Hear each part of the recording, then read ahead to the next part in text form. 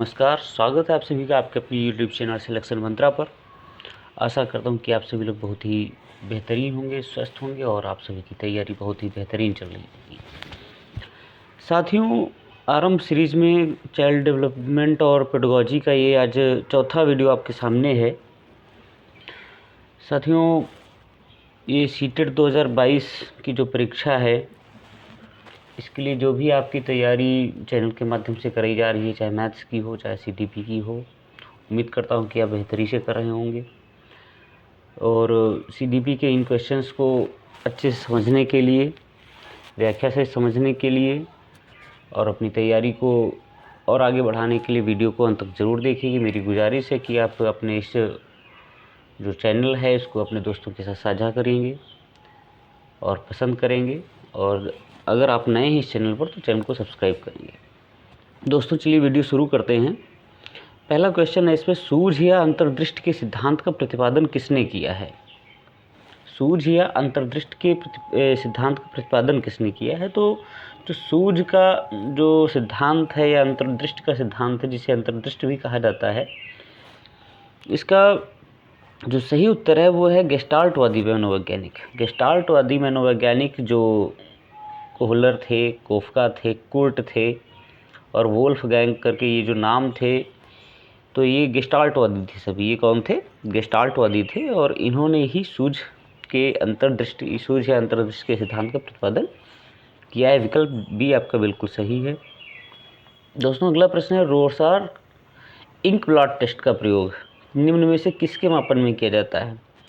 दोस्तों, ये जो मापन परीक्षण है, इनसे कोई ना कोई प्रश्न जरूर बनता है, चाहे व्यक्तित्व का हो, चाहे अभिरुचि का हो, चाहे बुद्धि का हो या एप्टीट्यूड का हो, तो इसी प्रश्न बनने ही हैं। दोस्तों, ये जो प्रश्न है रोसार इंक ब्लॉट टेस्ट, इसका प्रयोग इनमें से किसके लिए किया जाता है? तो रोसार इंक ब्लॉट टेस्ट का प्रयोग, मतलब इसको पहले बताया दे रहा है कि इसका जो निर्माण किया था, इसका निर्माण किया था हरमन रोसा।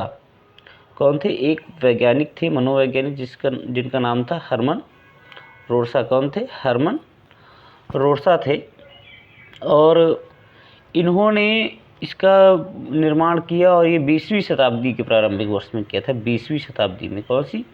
20वीं सदी के प्रारंभिक वर्ष में किया था।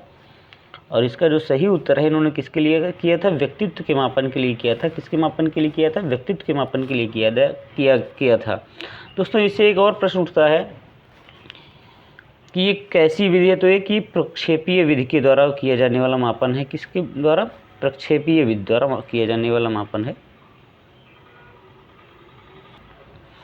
दोस्तों, उसके बाद अगला जो प्रश्न है, मैकडूगल के अनुसार प्रत्येक मूल प्रयुक्त से संबंध होता है। मैकडूगल के अनुसार प्रत्येक मूल प्रयुक्त से संबंध होता है। तो दोस्तों, मैकडूगल ने 14 मूल प्रवृत्तियाँ बताई हैं। 14 मूल प्रवृत्तियों के 14 ही संवेग बताए हैं। कितनी बताई हैं दोस्तों? 14 मूल प्रवृत्तियाँ बताई हैं और इनके 14 ही संवेग बताए हैं। तो दोस्तों, इन्होंने जो भी मतलब संवेग बताए हैं, मूल प्रवृत्तियाँ, इनका संबद्ध बताया है कि एक दूसरे से ये क्या होते हैं? संबद्ध होते हैं। दोस्तों, इसमें जैसे भय है, क्रोध है, घृणा है, वात्सल्य है, करुणा है, कामुकता है, ये इसमें सारे आते हैं। तो ये आपका जो उत्तर होगा इसका, कि मैकडूगल के अनुसार प्रत्येक मूल प्रवृत्ति से संबद्ध होता है। क्या संबद्ध होता है? संवेग संबद्ध होता है। 14 मूल प्रवृत्तियाँ हैं, तो 14 से 14 वो संबद्ध भी होते हैं। तो आपका उत्तर भी बिल्कुल सही है। दोस्तों, जो क्वेश्चन नंबर 4 है, निम्न में से कौन सा विस्मृति का कारण नहीं है? विस्मृति का कारण, भूल जाने का कारण निम्न में से कौन सा नहीं है? विस्मरण जिसको कहते हैं, भूल जाना या भूलने में कमी या सीखने में कमी, माफ़ कीजिएगा, सीखने में कमी होना, तो ये मतलब सीखने की दोषपूर्ण विधियों के कारण ये सब होता है। तो निम्न में से कौन सा विस्मृति का कारण नहीं है? तो इसमें दोस्तों विकल्प क्या दिया है? सीखने में कमी, बी स्मरण करने की इच्छा, मानसिक द्वंद्व, सीखने की दोषपूर्ण विधियाँ। मतलब तो विस्मृति जो है वो सीखने में कमी, मानसिक द्वंद्व तथा सीखने की दोषपूर्ण विधियों के द्वारा होता है। अतः विकल्प जो इसका बी है वो स्मरण करने की इच्छा होगा, क्योंकि सीखने में कमी के कारण विस्मृत हो सकती है, मानसिक द्वंद्व के कारण हो सकती है, सीखने की दोषपूर्ण विधियों के कारण हो सकती है। स्मरण करने की इच्छा जो है, अगर हमारे अंदर स्मरण करने की इच्छा है तो हमारी विस्मृति नहीं हो सकती है। तो ये कारण नहीं है, विस्मृति का कारण नहीं है। दोस्तों अगला प्रश्न है 5 नंबर में, पूर्व अनुभव के आधार पर संवेदना को अर्थ प्रदान करना कहलाता है।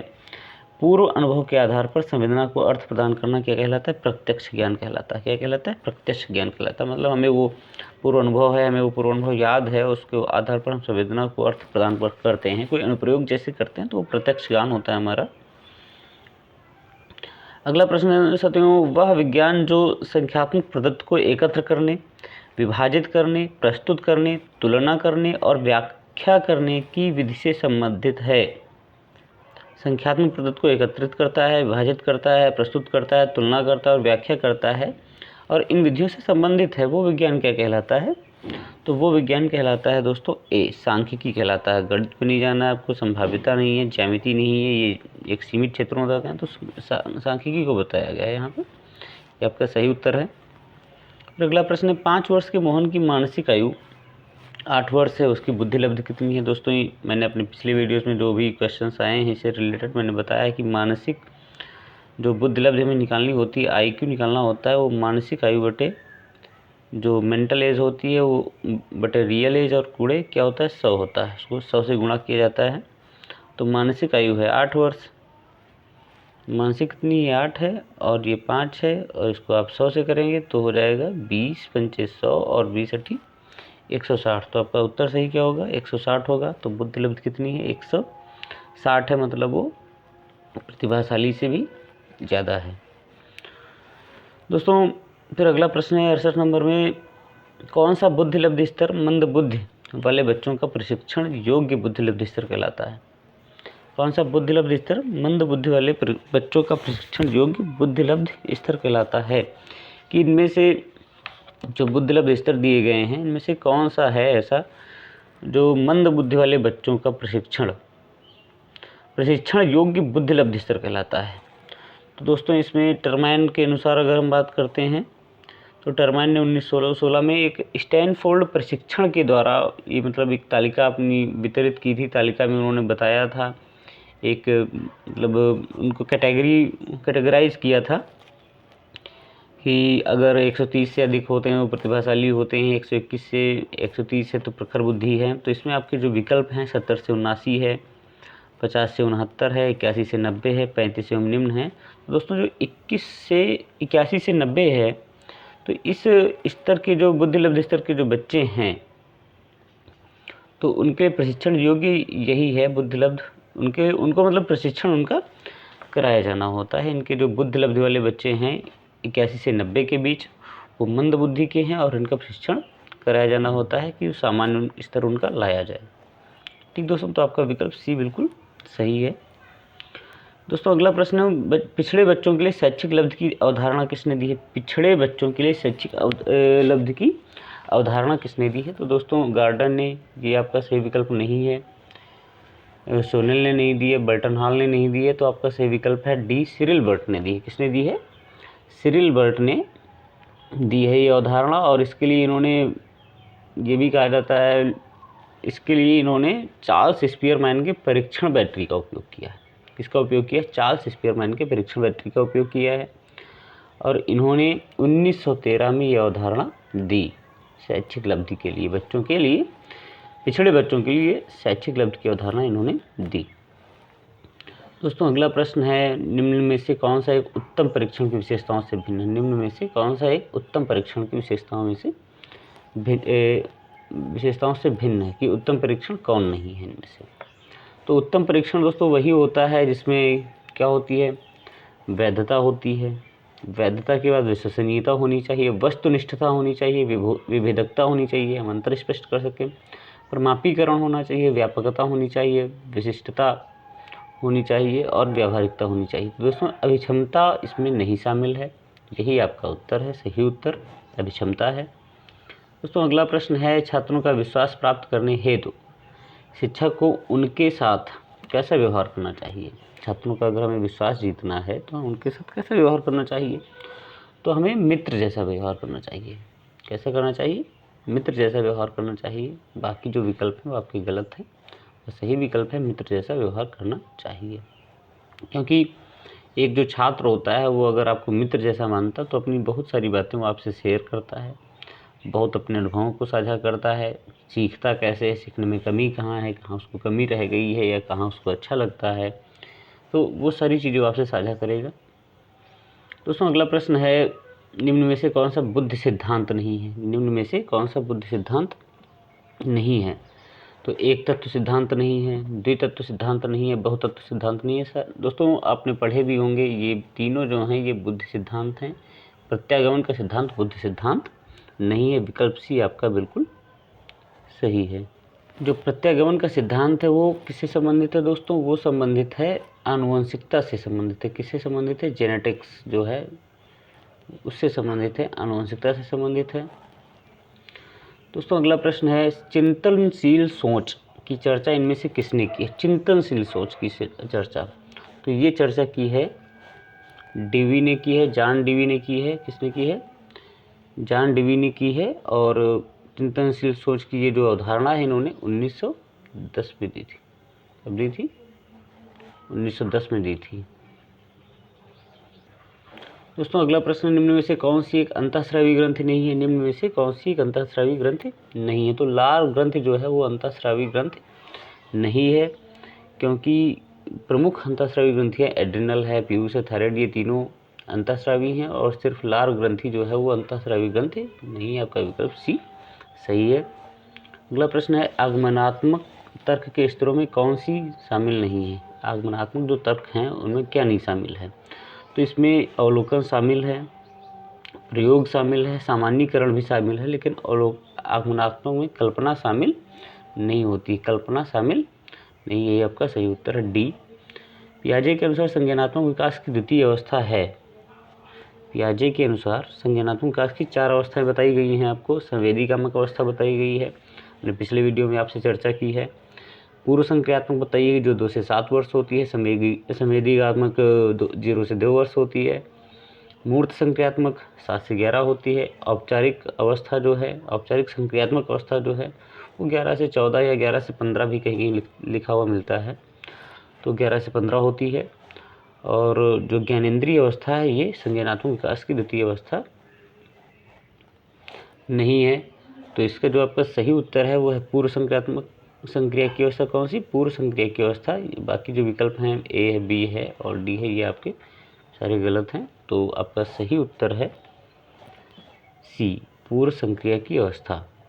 दोस्तों अगला जो प्रश्न है, सीखी गई बात को धारण करने और पुनः स्मरण करने में असफल होना। सीखी गई बात को हम धारण कर लेते हैं और पुनः स्मरण करने में अगर हम असफल हो रहे हैं, स्मरण हमें नहीं हो रहा, तो उसे क्या कहा जाता है?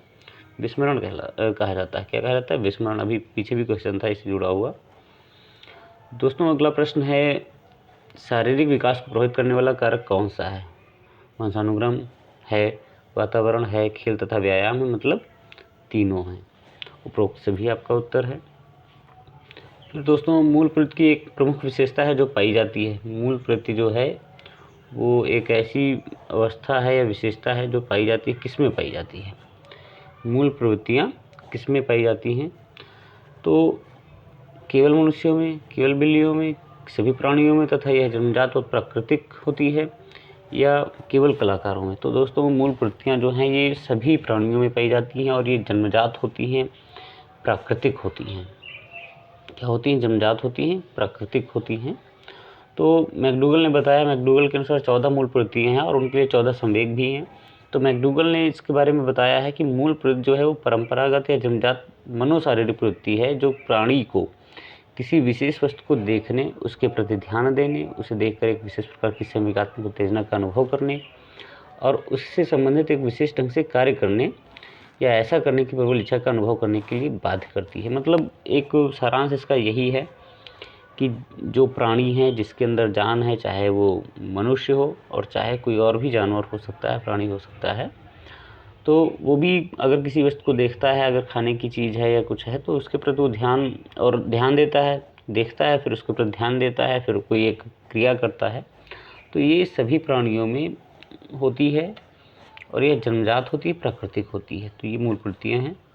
सभी में पाई जाती हैं। दोस्तों अगला प्रश्न और वीडियो का आखिरी प्रश्न है। दोस्तों इससे पहले मैं बात करता हूं कि जो इसके पहले 3 आपके वीडियो सीटेट से जुड़े हुए आए हैं,